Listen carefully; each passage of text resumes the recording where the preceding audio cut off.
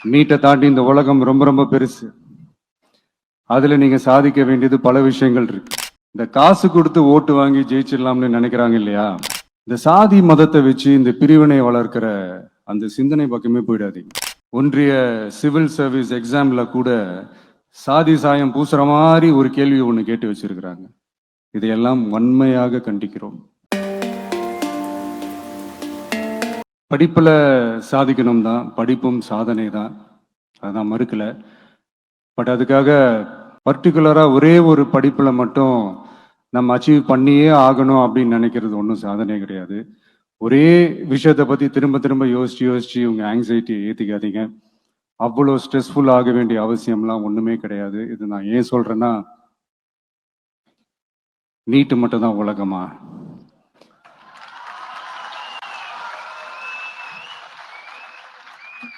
நீட்டை தாண்டி இந்த உலகம் ரொம்ப ரொம்ப பெருசு. அதுல நீங்க சாதிக்க வேண்டியது பல விஷயங்கள் இருக்கு. அதனால இப்பவே உங்க மைண்டை ரொம்ப ஸ்ட்ராங்கா வச்சுக்கோங்க, டெமோக்ராட்டிக்கா வச்சுக்க கத்துக்கோங்க. ஏன்னா டெமோக்ரஸின்னு ஒன்று இருந்தாதான் இந்த உலகமும் சரி, இந்த உலகத்தில் இருக்கிற எல்லா ஃபீல்டும் சரி, ஒரு ஃப்ரீடமா இருக்க முடியும்.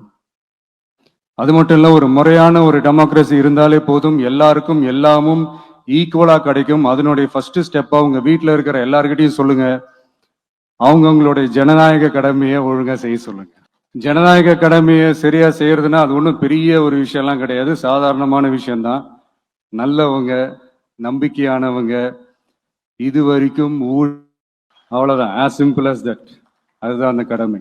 நான் ஒரு 2 years பேக் இதே ஸ்டூடெண்ட்ஸ் ஃபங்க்ஷன்ல நான் சொல்லியிருந்தேன், இந்த காசு கொடுத்து ஓட்டு வாங்கி ஜெயிச்சிடலாம்னு நினைக்கிறாங்க இல்லையா, அவங்கள அந்த கல்ச்சரே யாரும் என்கரேஜ் பண்ணாதீங்க, யாரும் காசு வாங்காதீங்க, உங்க பேரண்ட்ஸ் கிட்டையும் எடுத்து சொல்லுங்கன்னு நான் சொல்லியிருந்தேன்.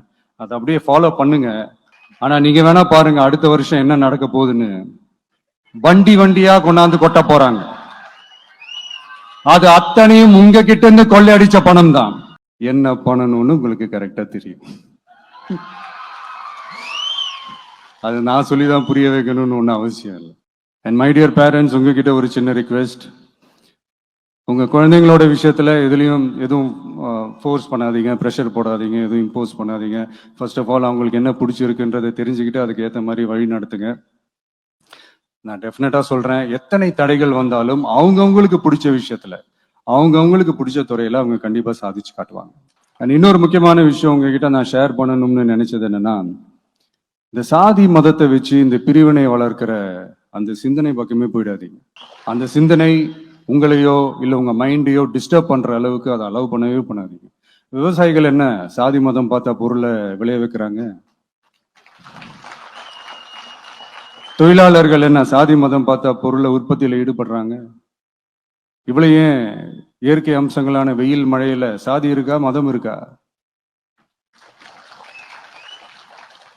எப்படி இந்த போதை பொருட்களை எப்படி நம்ம அறவே ஒதுக்கி வைக்கிறோமோ, அதே மாதிரி இந்த சாதி மதத்தையும் ரொம்ப ஸ்ட்ரிக்டா தூரமா, எவ்வளவுக்கு எவ்வளவு தூரமா அதை ஒதுக்கி வைக்கிறீங்களோ அவ்வளவுக்கு அவ்வளவு அதை தூரமா ஒதுக்கி வச்சிருங்க. அதுதான் எல்லாருக்குமே நல்லது.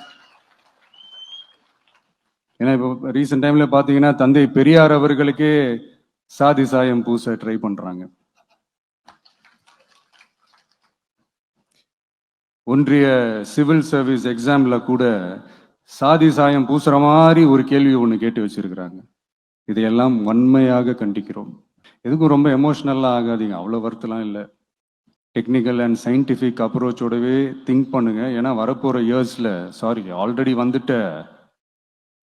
இந்த ஏஐ, ஆர்டிஃபிஷியல் இன்டெலிஜென்ஸ் உலகத்தை எதிர்கொள்றதுக்கு அதுதான் ஒரே வழி. The sky is vast and wide and you have strong wings.